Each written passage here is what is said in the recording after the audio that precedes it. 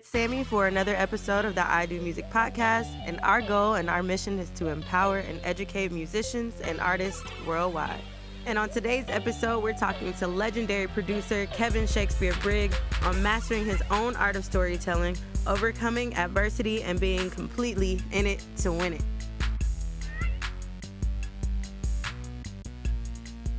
Hey, this is Sammy for another episode of the I Do Music podcast, and today I'm actually with Shakespeare, Kevin Shakespeare Briggs. Hey. I'm gonna give you your full name. How you doing today? I'm doing great. How about yourself? I'm doing well. Okay. Producer, songwriter. There's a few titles. You work the entire record. That's what I realized after researching all the things that you've done over the years. When I can. When you can. When I can. When it makes sense. You've worked with on records some of my favorites growing up, like TLC, Scrubs, Destiny's Child, Writings on the Wall. Co-wrote and produced for Mariah Carey and Sync, Pink, and the list goes on, right? Mm-hmm. So how did you even get that start in songwriting and production? I think when you live through life and you go through things, you start going back to what was instilled in you.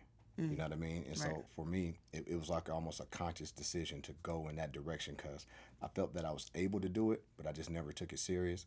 And so some things happened in life that made me take it serious, and I never looked back since.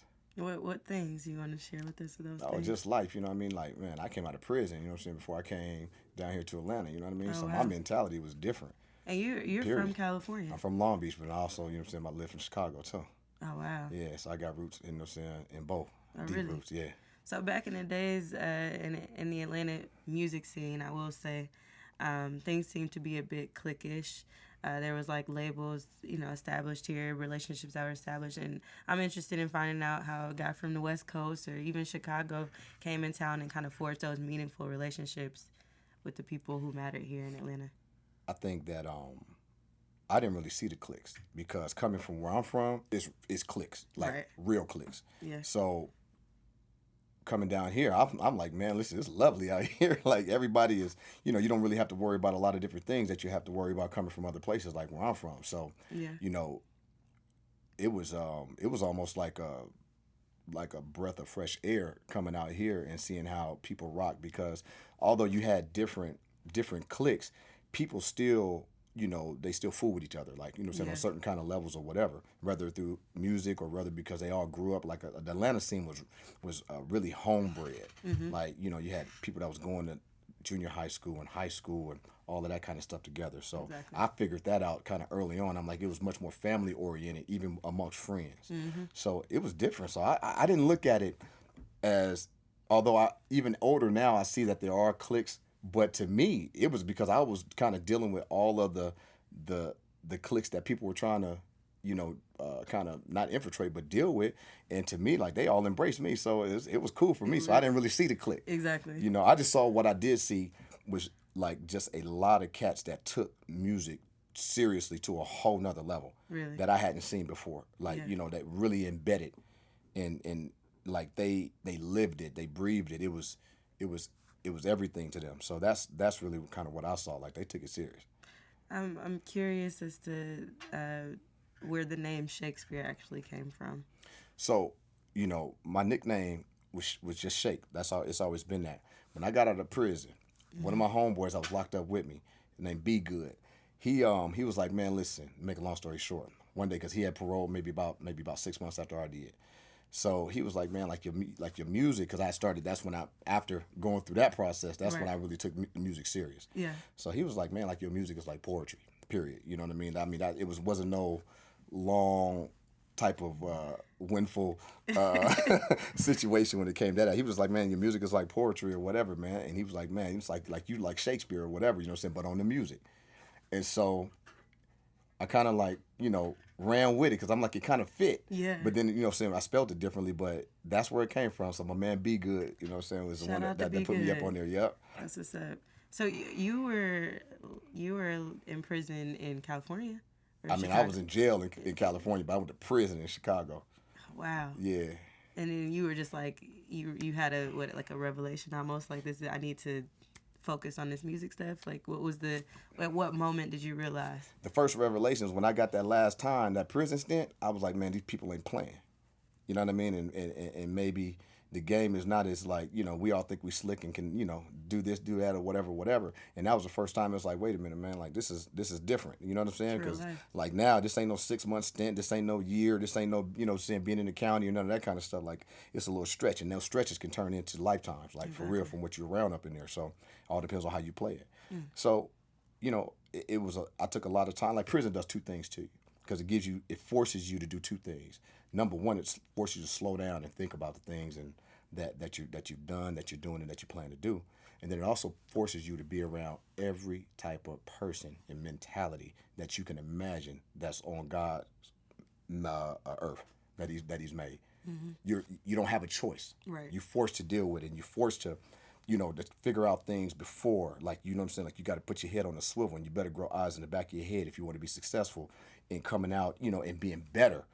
Or you can use it, you know what I'm saying, man, and get worse. Right. It all depends. But for me, I use the latter. That's amazing. Happy that you made it out and you were able to get so much or gain so much success from focusing on the music. Definitely. Yeah. Definitely. So you've worked, like I said, with many artists in the R&B and pop world, from the TLC to Whitney Houston and NSYNC. Did you ever feel like boxed in creatively when it came to making some of those records? I didn't. Once again, I think that the way that I came into it, because I didn't like really grow up in the industry. Right. So I was just mostly doing what came natural to me. So I'm a natural born hustler. So for me, I'm doing records just like I would hustle some on the streets, period. So I didn't really see, maybe if I was even more educated about the music industry itself, maybe I would have seen it, and I may have been less successful in that. You know what I mean? It's just like, I'm not a great musician, but that's why I know how to make good records. If I did learn how to play, really good, it may take away from that natural instinct of taking records, making records. So when it came down to seeing like, was there any box? I didn't really see that. I felt like, pretty much just doing great records would always supersede any type of blockage or people trying to put you in a certain box or whatever the case may be. And I always just concentrate on that, so I never did really get that block. So you don't play any instruments? I do all of my stuff, yeah, but I'm not like a musician. Like, I can't go like right now to a piano and play no scrubs, but I can pluck it out if I have to sequence it and play it again. Gotcha. But I can't just sit there and play it or whatever. Wow. No. Wow. So why R&B and pop music? I feel like that's kind of your discography. I mean, it's extensive, but a lot of it, especially at the core when you started, and so your first like hits were right. R&B and pop records. Is that just, it was innate for you to make those type of records? It's like this, right? I have been doing a lot of work for a long time, but I just never let anybody hear my mistakes. And so actually the first thing that even got me to like TLC and doing these type of records or whatever was JT Money and me doing Pimpin' on Wax.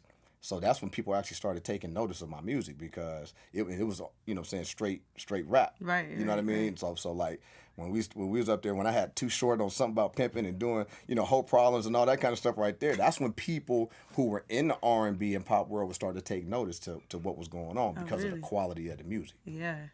Yeah, because I mean, you don't strike me as like an R&B dude. We talking like, I don't get that from me. Shakespeare sounds like, you making some great records, but you sound like, you're right, the West Coast. Like, you don't strike me as an R&B dude, so that's why I was asking. And then, I mean, I know you, can you name me a few projects that you've done that people, I guess, would be surprised that you were a part of? I mean, like JT Money, a lot of people don't know, because that was my start. When you walk into my studio, like, that's the first album or whatever that I have there amongst, all of the other blessings that I've been able to have. But that one really meant something to me because, that was the first time that I'd actually really started really working with a signed artist. And then at that point, going through the trials and tribulations with him because he had gotten dropped. Because he did a 6-month stint, came back, he was on LaFace through Tony Mercedes. LaFace dropped him or whatever. They didn't really see the vision or whatever after, for whatever reason. So it was almost like I was familiar. I knew what that looked like because JT Money is street dude. You know what I'm saying? Yeah. All his dudes are street dude. I was up on Poison Clan. You know what I'm saying? So I knew who he was. While a lot of these cats out here that was doing R&B and pop or whatever, they wasn't even in tune what was really going on in the streets. Right. You know what I'm saying? Right. So with that, I'm like, okay, I'm familiar with this. So man, let's rock. So, you know, that's one of the projects that I can say that a lot of people may not know that I started, or that I was, you know, and that we had great success in that too. And that's where Who Dat and all that kind of stuff came from, all of that. You know what I'm saying? Yeah. From me starting the whole situation. How did it feel for, like, you know, artists to take a chance on you and your music? Even like, how did you, let's kind of rewind a little bit. How did you come down to Atlanta? Like, what made you make that move to begin with? Coming back and forth. Okay. And starting to try to work on some projects that were like on that LaFace Records was kind of close to. Like LaFace Records at that time was the biggest. Yeah, period. Like that was the pinnacle of music, period. So, and they had so many tentacles. Even if an artist wasn't necessarily on LaFace, it was, you know, whether it's one of the producers that come from Dallas, or Rico, you know, saying Wade, or JD, or, you know, whoever. It was just so many different extensions, Right. you know, with Tricky and everybody else. So I came down here just kind of going back and forth, trying to, you know, make relationships and kind of see where, you know, where I could fit into the whole scheme of things. But I didn't come down as a musical dude. I came down here for a mission, like to get on. Like it was different. Like I don't just sit up and just make music and all this kind of stuff. Like, you know, I plot and plan first. So it was like, you know, my execution. Like when you say, the question when you said like, how does it feel with artists, you know, embracing your music and all that kind of stuff? Most of the time, I didn't get artists to embrace my music. Most of the time, they was in trouble. You know what I'm saying? And I was the one to come and save them. Oh, wow. Yeah. You was like the hit maker at that point. It was the one that I won't even say the hit maker. I would say the visionary, to see that there's a reason why you got the opportunity to get signed, but I also see the reason why you're not going any further, why they don't necessarily see you going further, because you're not delivering what it is, the expectations. I was an expectation deliverer. So when you get into the studio, or like, what's the process for you? Because obviously, like you said you had a strategy, a plan. For a lot of producers, they just sit up, they're making beats all day. They, you know, they just got like a library of music. Right. For you said you had a strategy. So what is the process of you? If you are, do you work with the artist in the studio? Just kind of give us an idea of how you work. The first process is to get to know the artist. And it always has been, and still is to this day, because you gotta see the person and who they are. And like, I'm kind of more of a technician when it comes to orchestrating the music to fit the personality of the artist.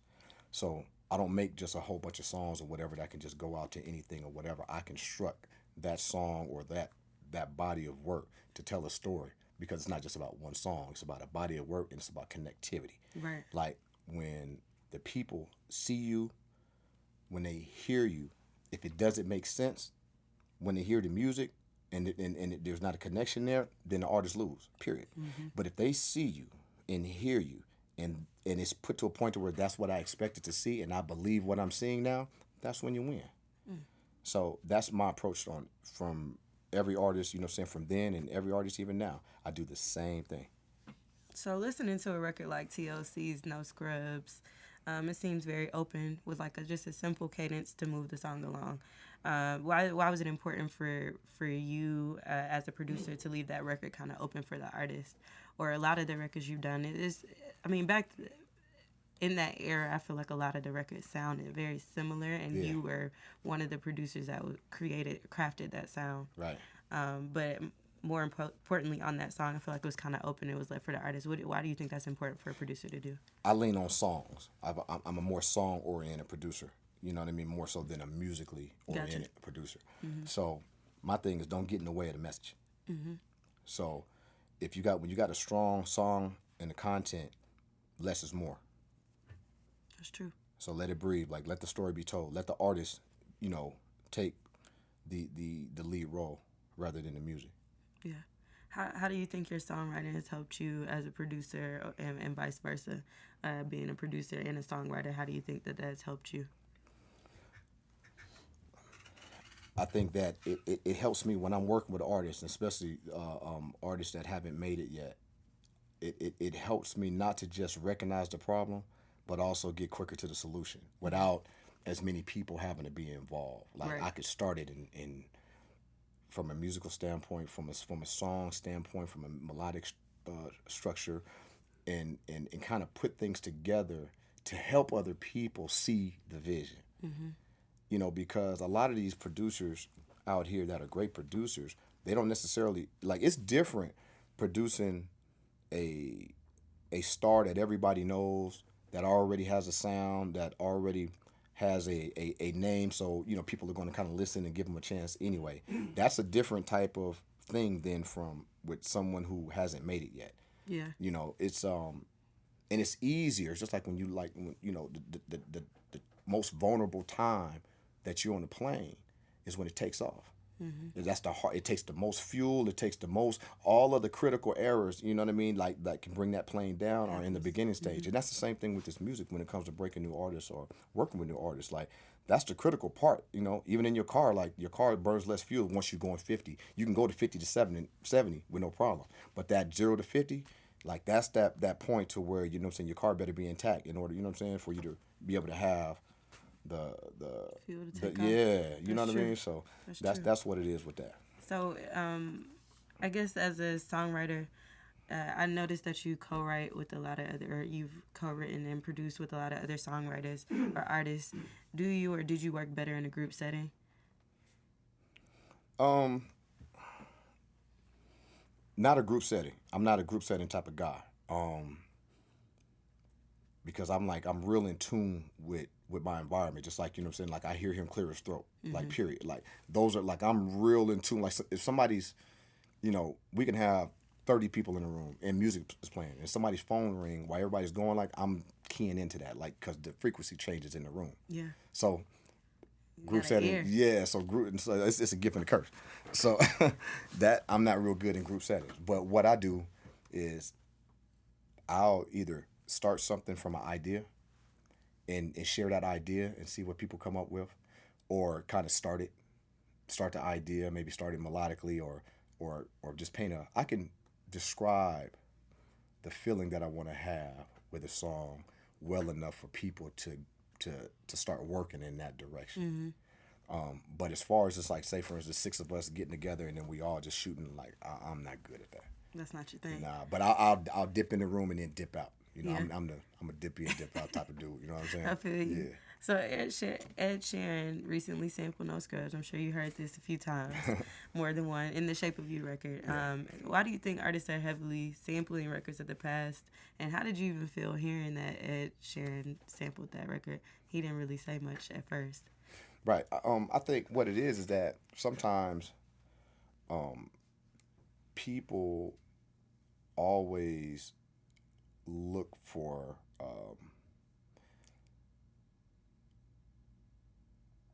they look to lean toward familiarity, even if they don't even know where it came from. Like there's certain melodies that you just do and it seems like, oh yeah, that fit, like it's great, but you don't realize that You've heard it subconsciously before. you've heard it before, or Yeah. you know what I mean. And especially, you know, even though he's a younger cat or whatever, you know, I don't know exactly how old he was when No Scrubs was out and you know at his heyday, but even you know at some point in time, I'm sure that he's heard that record because it plays Yeah. all over the world, Yeah. even still to this day. So, you know, I think that first of all, I was delighted Yeah. that he used it. I think that he used it appropriately. I think that you know what I'm saying like the record is incredible. Yeah. I'm a fan of the record, and I'm also a fan of the percentage that I acquired from what I'm saying for the I record know too. that's right. So the whole situation is a win-win, and Right. and you know I'm a fan of just using great music, whether it's from the past or the present or whatever. If it makes that song what it needs to be, I support it. Yeah. 3,000%. Absolutely.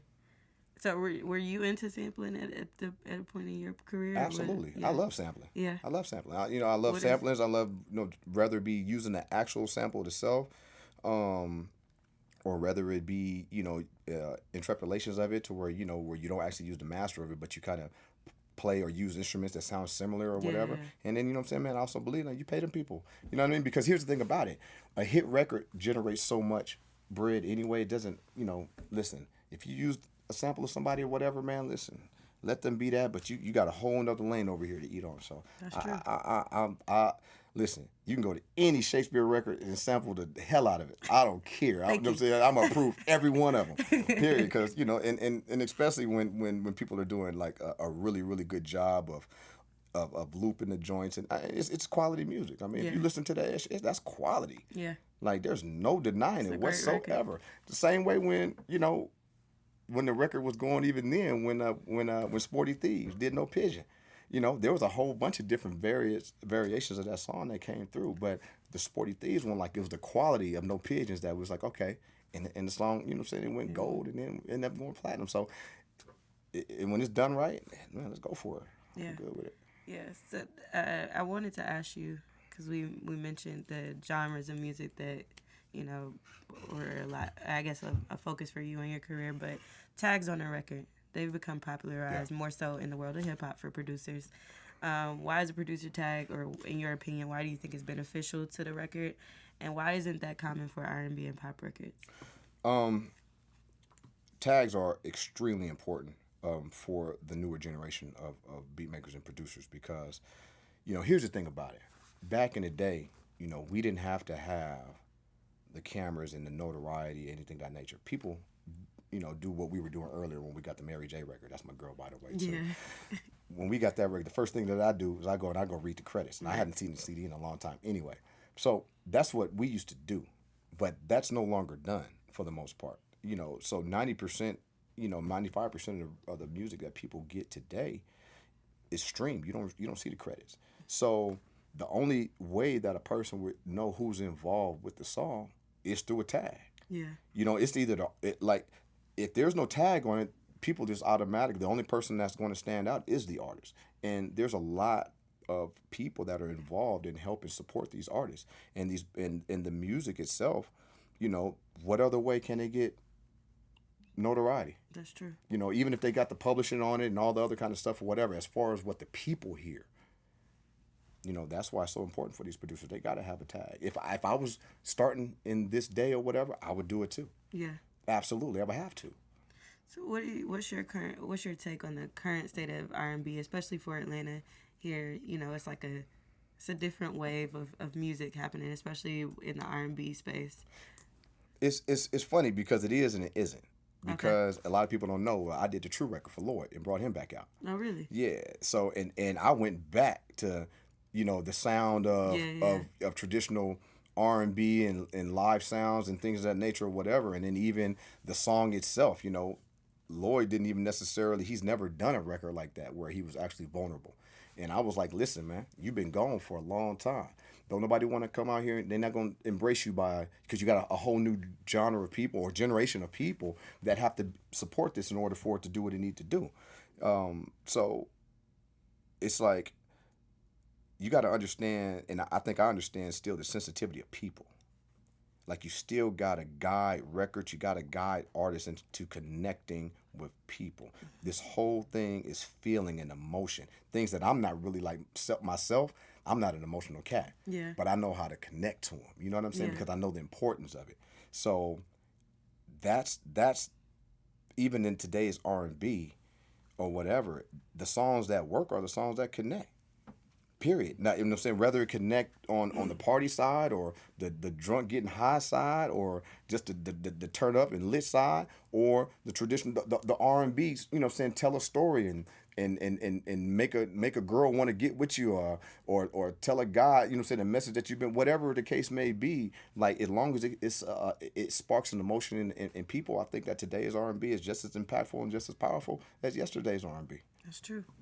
What artists do you want to work with, or are you working with to produce with now, and why is that? If there are any artists that you no, there are. No, you know what? I'm really working with you know, some very exciting new artists. One of them I have signed to Atlantic, one I have signed to Warner Brothers. Another one that we're about to do a situation because we got kind of a bidding situation because they want her so bad because she's she's the truth. And she's a singer. All these guys are singers. And one is, the girl is Argentinian. One of the guys is straight Jewish guy from New York, and then one of the guys is a black dude from Baltimore. Oh wow. But they're all doing like R&B, and I just say they're doing music that I think that will be received today in all the different areas that people listen to music. Yeah. We have something that moves that button. And so we just concentrate on doing great songs, great voices, great delivery, and then also doing the things that stars have to do to connect with people. Right. So what are the things that stars have to do to connect with people? See, here's the thing. There's not one thing that, like, every star power is star power, but every artist doesn't have the same division of star power, because star power, I can't even count how many different divisions of them, because you got some star power just from being a dynamic vocalist, or some of it's just about having a dynamic tone. Some is by having a dynamic look and personality. Some of it's by having a dynamic, there's different things that different artists have, but the one thing that an artist that doesn't have star power won't connect. And so that's why now, even today's stars, they look way different than yesterday's stars, but they stars. But you got 1 million people trying to do that. Most of them still don't make it, just like back in the day. Right. It's still the same 99.9% failure rate. Only the stars get through. Whether you like the music or not, doesn't matter. Are they stars? Are you talking about them? Good or bad? That's true. That is true. I think what I really appreciated about the records that you produced is that they, like I said, the 90s had a very unique sound from those records with Destiny's Child, Aaliyah, TLC. I think, what do you think was done differently to create that sound? What was it about what you were doing that was different than what other producers were doing at the time? I think that it's all perception and perspective of every songwriter or producer or hit maker or whatever, because my sound, I wasn't doing anything different except for my interpretation of how I do my music. And then you play to your strengths. Like Rodney Jerkins. He's from the church, like him and his brother, and the Rev, like they play, like he can play.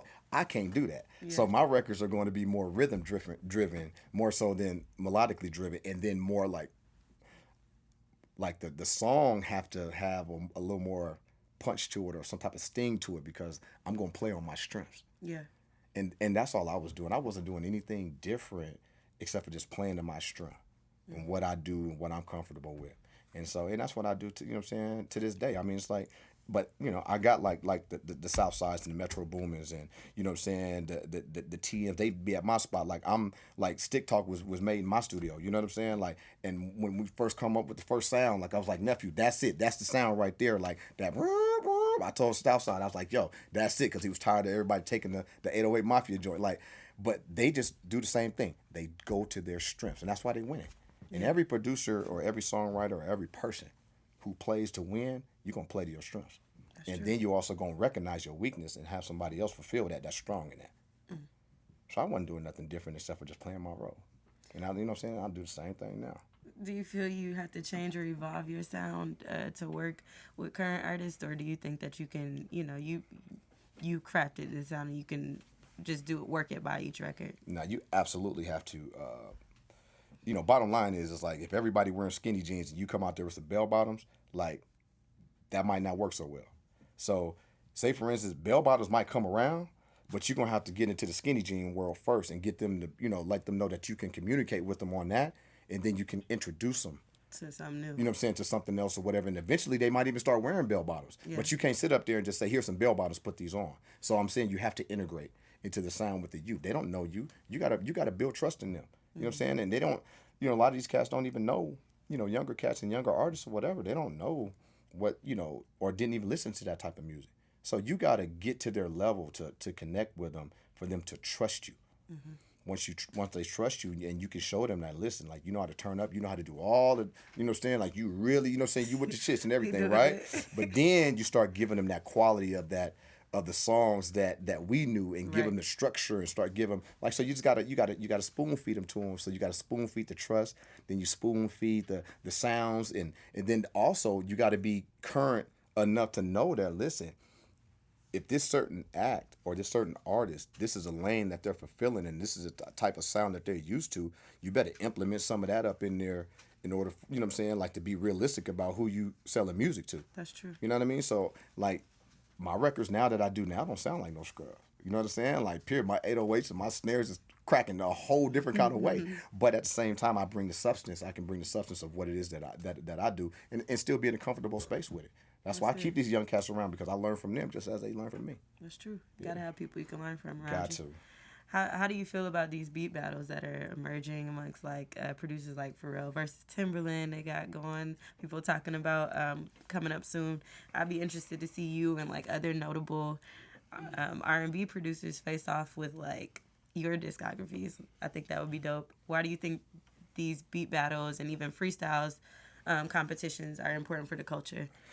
I think it's important just because like you have to be visible these days to make an impact. Yeah. And so visibility is the key. That's why social media and all the things are so popular, because that's how people communicate. Yeah. Period. That's how they can. So whether you like it, like I'm not on social media or whatever, but Yeah, I I was know about to that. ask, are But you I know, active? but I know the importance of it. You know what I Yeah. mean? So even with my artists and things of that nature, like I preach that what you have to do and how to post, when to looking at your certain things or whatever, where you get the most visibility for this, that, and the third. Like I'm really in tune with it. Now I don't do it myself, but I do it vicariously through other people because I overstand the importance of it.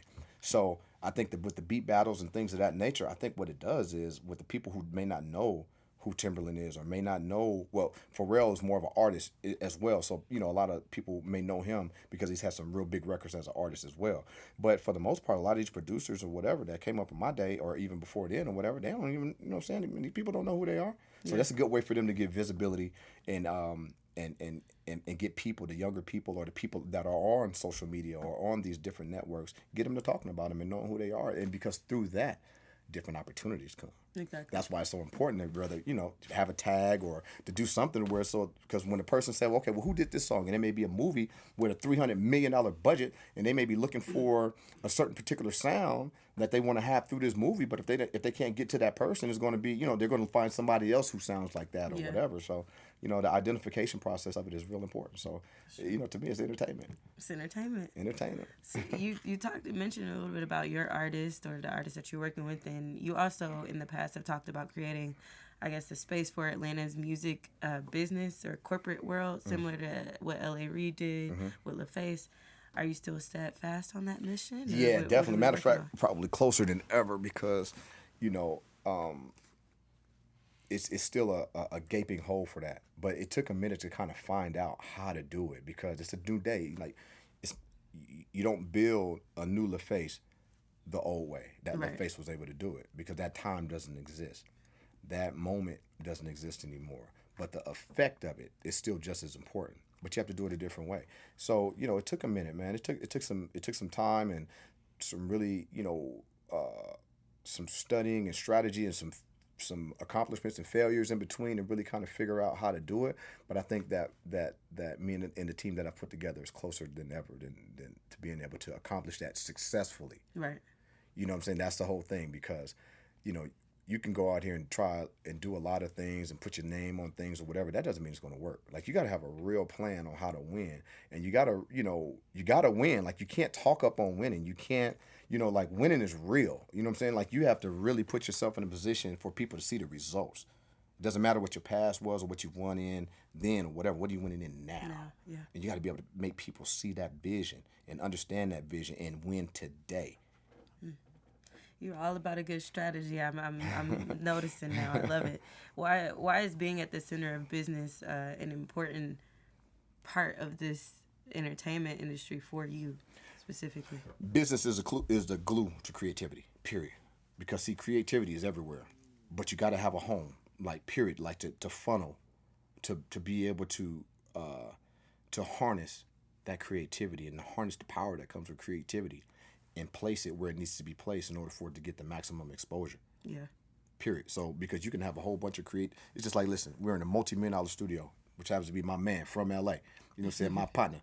But listen, at the end of the day, it's like he can have 40 million artists do hit records, but if only people hear him inside of this studio and the rest of the world doesn't hear him, then what good are they really? You know what I mean? In order for it to be a successful situation, after they come from here, they've got to go somewhere else in order to be, packaged and distributed and really put into a place to where the regular everyday consumer or potential consumer can at least have visibility of what that product is. And that's business. That's strategy. That has nothing to do now. That's a whole different thing from what it took from being in this multi-million-dollar studio and being creative and, making the music and everybody feeling good or whatever to making, JoJo over there, you know what I'm saying, man, in East Point or whatever, get the opportunity to make a choice of if you're going to like that or not. That's true. Business. It's important. We preach about business a lot here at Patchwerk. Yeah. Handling your business as an artist and a producer. Right. What are some things, or you said that you weren't necessarily educated on the ways of the music business to begin with. Were those things that you learned? Did someone help you, guide you through that process? Did you ever, as a producer, have any management or a label backing you? No, it's a learning process, and I never had management. Coming up, I tried a management situation that didn't work out, and I blew up right after I fired the management and took things over myself. So my thing is that a lot of business is common sense, and it's also drive and will. Like I haven't had an alarm clock since I was in high school. Period. It never missed an appointment, never missed a flight. Never, what I'm saying? Like, I don't play none of those kind of games because, like, the business acumen and just being disciplined enough, is that's, to me, is common sense. Like, if someone has to teach you that, then you're probably not going to be the best business person. So, in a lot of the other business things or whatever, man, just through relationships, when you have successes and failures, what you learn from them, who you've had those successes and failures with. And what you try to do is do more of what was successful and less of what was unsuccessful. That's true. And then you always got to be around people who lift more weight than you do, period. Like if, when you get to a certain point, and if you're the smartest person in the room, you need to get up out that room, period, and get into a room where you're not the smartest person because that's the only way you're going to learn. Just like lifting weights. If you're going to sit up there and, if somebody only lifts 200 pounds, but man, you trying to get your weight up and you already do 315, you spotting all the time, but your weight not going up because, like you got to get somebody who lift 400 pounds for your 315 to have potential to go to 400. So that's just how that works. That's a great analogy. That was a great analogy. Listen, I will say this, that it was quite difficult to dig up information on you upon prepping for this interview. I must say, is there a reason for that? Why is it important for you to stay low-key in this business? I think, certain people like to, they like to do their business on, where everybody can see it. Me, myself, I've just always been a person that I let the work speak for and accomplishments speak for me more so, than anything. Because in business and in life, you're going to have your ups and downs. And I've seen too many people never been able to come back up, because their exposure, there's unrealistic expectations when it comes to levels of success once you've reached levels of success. Right. And there's also human error that comes in, and people are unforgiving these days. Like there's no, the scrutiny that comes on people who everybody knows is unhealthy, and it's really profoundly like detrimentally destructive.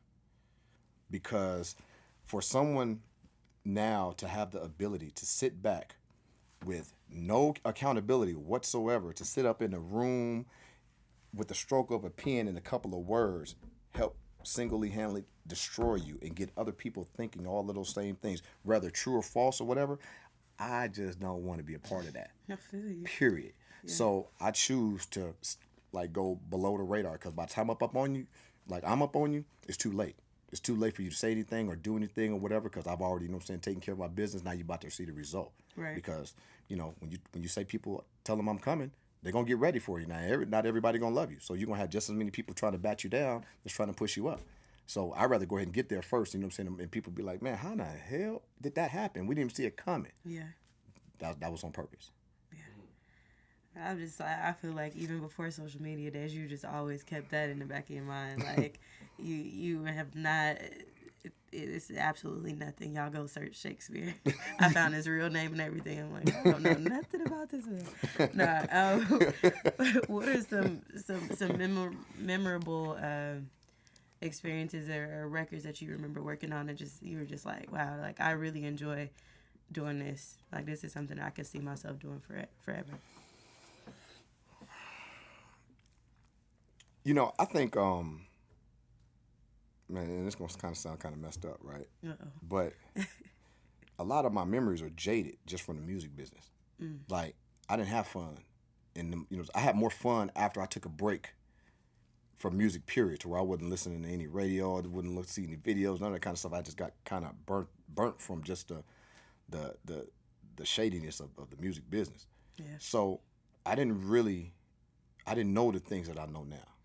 So I didn't really know how to really appreciate the moments or to really embrace those moments because I was too busy. Like I felt like I was fighting for my life every day because it was always somebody trying to steal something or trying to take something or try to do something that was rogue, and I wasn't having none of it.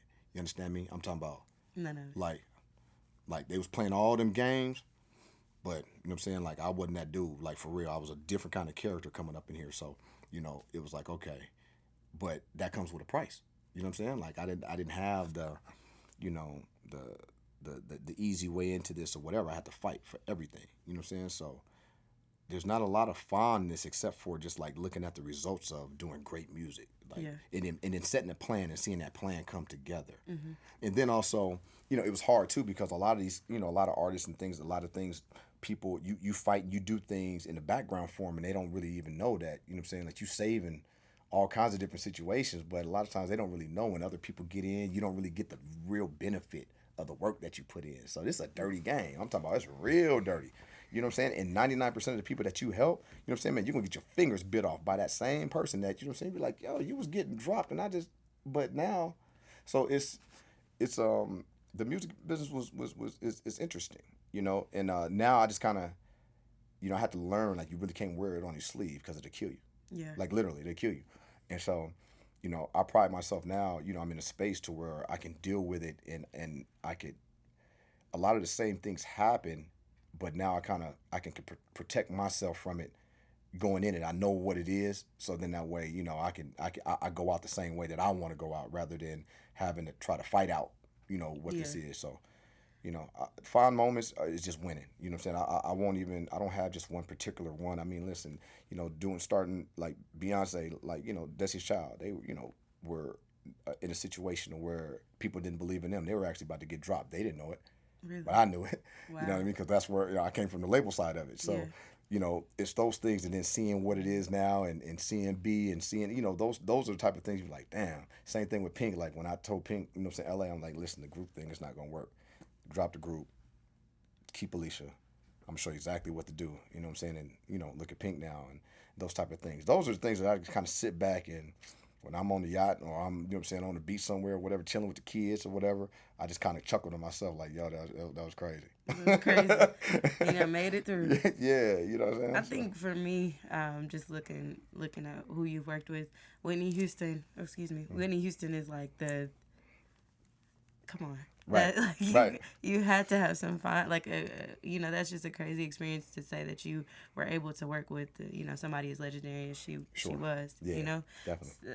How was it working on the record? I mean, records with her. I can't speak on the things that really, you know what I'm saying, of what all really goes down with those type of things because it's hard. Yeah. You know what I mean? Like, once again, like some of the results are great, but the process in between it, you know what I'm saying, like super duper tough. Yeah. Like unimaginable tough. So I'm not a cat that, I'm not that actor dude. You know what I'm saying? Like I keep it 1,000. If it's something that I'm excited about, I can speak on it. Mm-hmm. But if I know that I can't really tell the truth about what was going on in there or whatever, I just kind of just not say nothing. You know what I'm saying? On it or whatever, man. But because there's just I know kind of like what to say and when not to say it.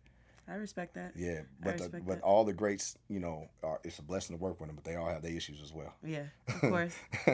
We all human. Yeah, We all human. exactly. So I mentioned before that, or you mentioned to me that you actually explore other genres aside from the R&B wave that most people kind of know Shakespeare for. But I think what was kind of stuck out to me was the late Dobby. That was something that a project you worked on a few years ago.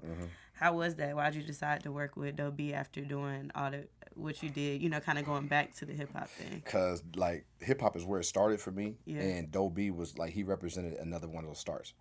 Like Dobby was that dude. He was that next. He really was. Like Yeah. it's I hadn't been excited, about any new act in a long, long time in any genre of music. But Dobby was the truth. You know what I'm saying? Like I'm talking about like that's the closest that we had because he was with me every day. Period. Like and a lot of people didn't. It's funny that you even knew about that because that's not. You know what I mean? Like you had to do some digging, but. I was one of the significant people behind that whole situation. Yeah, I had no idea. Yeah. I loved Dobby. Like I was really disappointed to hear what went down with that situation. Yeah. But he was the next he step. was that dude. You know what I'm saying? He was that dude, and other people were starting to see it. You know what I'm saying? Man, shout out to Tip too, because Tip like he came in and was like, listen, man. You know what I'm saying? Like this dude right here is something special, and we agreed like he is, and he was, man. Like there's still a pair of his shoes in my A room right now that I won't move because he had taken the shoes off and put them up and then went into the vocal booth and he left those shoes there or whatever. They'll never move to this day. I won't even touch them. Like that dude is special. You know what I'm saying? He had a special place in my heart too. Like good dude. Wow. Yeah. That's amazing. Happy that you had the opportunity to work with them too. Yeah. I guess what is something that excites you now? I know we talked about you getting into the music business and establishing your own, I guess, little face here in Atlanta. What is exciting for you right now that you're working on? Like, I'm blessed enough. I have been blessed to come across some stars again, and like I know what stars look like in the beginning stages. Like I knew, I was fortunate to be around stars before they became stars and stars after they became stars, and certain people I met that were just stars that I grew up looking up to or whatever. But I'm familiar with what stars look like, so I'm just excited because right now I have 3 in particular that they all have their star power in their different lanes, and their music though is incredible. Like it's not like me trying to say, okay, listen, I'm Shakespeare and I can do this. No, it's like they're who they are. They just so happen to be able to share what I know and what I could bring to the table from what they need from me. But these 3, they'll make it with or without me. Right, they already coming with you. you. Yeah, and so that's what I'm excited about. I'm excited about people who are just really passionate about what they're doing and really want to win the way that that we want to win. Like we give everything to this. Like, almost everything in our lives take a backseat to this. So it's like, even like when I had my kids, I stopped doing music, period. Like, you know what I mean? And just did something to where I can just make sure that I have more time to spend with them because this like it consumes you. Like, there's no turning this off. Like, you can't clock in and clock out of this. Yeah. Like, when you in, you in. You know what I'm saying? And then when it's not good for you to be in, then get out. That's true. So, I will say this: you, like I said, you seem like you plan and you strategize everything, but you seem like you just already kind of have it in the back of your mind. It's not much that you're worrying about. What comes to mind when you think about West Coast mentality for you? Well, I think the West Coast mentality from where I see it and what I am, because I definitely I have a West Coast mentality as well. Like I'm super aggressive, but I'm super confident to know that no matter what's going on, I'm gonna figure it out. Like I don't get intimidated by anything, and I don't get discouraged by anything or anyone. It's like when I put my mind to it, even if no one else sees it or no one else believes in it, as long as I believe in it, then I know it's gonna come into fruition. Like I'm just certain of that. My belief in God and the powers that He gives the West Coast mentality. Like I think it's like we're driven. We're driven, period. So, there's a lot of trials and tribulations that go on. I think I was more fortunate than a lot of different people just because, like, even when it came to my paper, like a lot of people grew up really getting jerked in this business, and they was like, that's business as usual.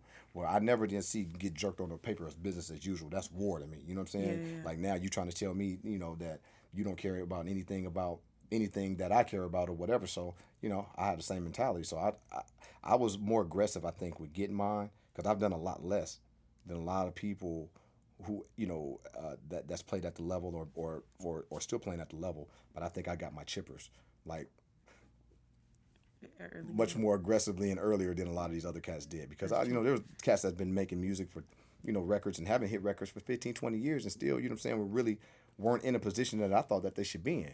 And for me, it's like, man, I think I capitalized and off of every situation. I definitely, it was the monetization that came with it. Like, I was banging for mine, like for real. So you were you already set up or established in terms of like the business side when those big records and stuff came in? Had to figure it out. Figured it out. But I could smell a rat though.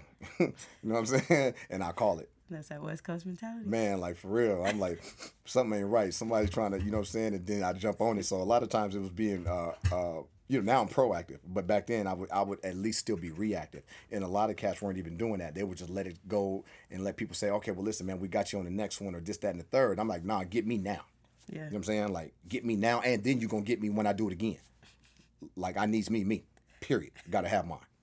I feel that. Get your paper. Man.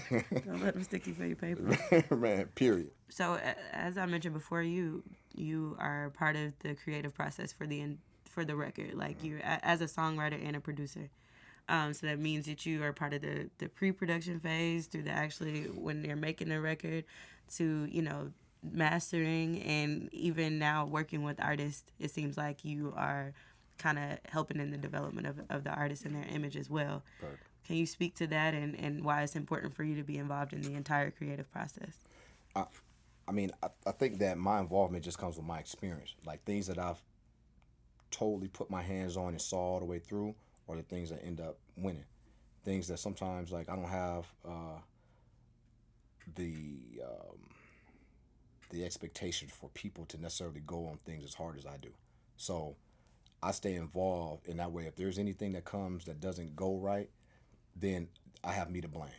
I would rather blame myself than have to put blame on you because even that is still reversed back to me. But now I'm mad in a whole different kind of way because I know you had something to do with it. That's true. You know what I mean? So I'd rather go ahead, stay involved in really, because a lot of times, for the most part, it's all of a vision that I need to see come together.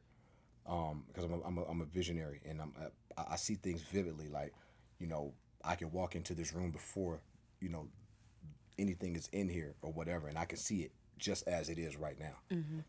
When I do construction, and I can go into buildings with no roofs, with no walls or whatever, and I see exactly what it needs to be. So my vision is clear, and I'm confident in being able to identify what I think is needed and what those steps are needed or whatever. So I don't like leaving that up to just anything or leaving it up to luck or people who are not as passionate as me. That's true.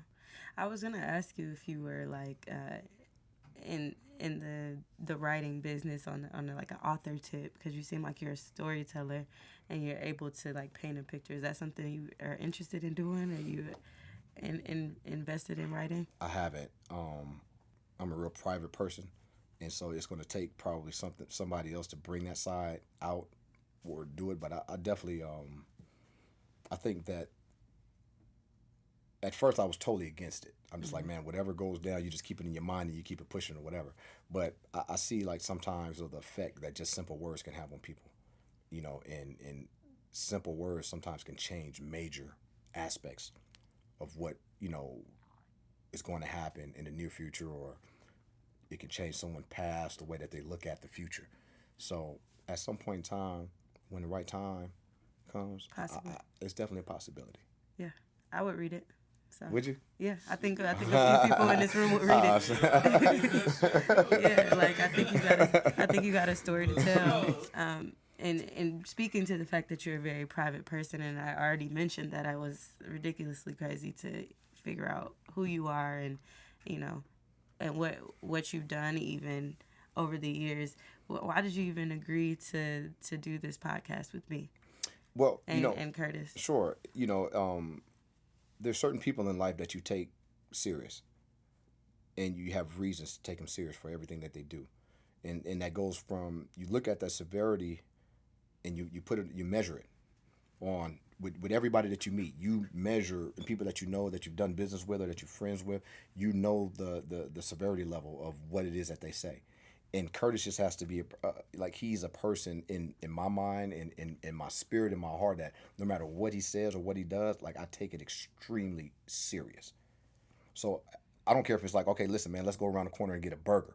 I'm like, okay, like, I'm gonna make it and make sure that I get around there with him to go get that burger, and I'm gonna be 30 minutes early, like, period, because he's a serious guy, like, he's a thinker. So I like being around and being a part of people who are serious about what they do, that they have serious investment in what they do. They have serious amounts to lose, so that way they always try to stay on the winning side of the pendulum. Right. Like, Curtis has things to lose. You know what I mean? So I have things to lose. So we're not going to do anything that we're not really committed to and committed to winning. That's true. That's the name of this podcast is win it. Okay, we in it to win it. I feel it, and absolutely. I appreciate it. I appreciate you talking to me. Seriously, I feel like I'm very honored, because this is probably one of maybe like 2 interviews that you might have done. It'll be on the internet. So I do appreciate it, and I wish you success with the 3 artists that you're working with. Thank you very much. We'll hear it when it actually happens, right? Definitely, absolutely. Yes. Yeah. So even you're not active on social media, so I won't ask them to follow you. But as always, thank you, and thank you guys for listening. You guys can follow me at Sammy Improved on all social platforms, because I am visible there. Absolutely. But thank you again, Shakespeare, and much success to you in the future. Thank you so much. Yes. Okay. Sonically superior.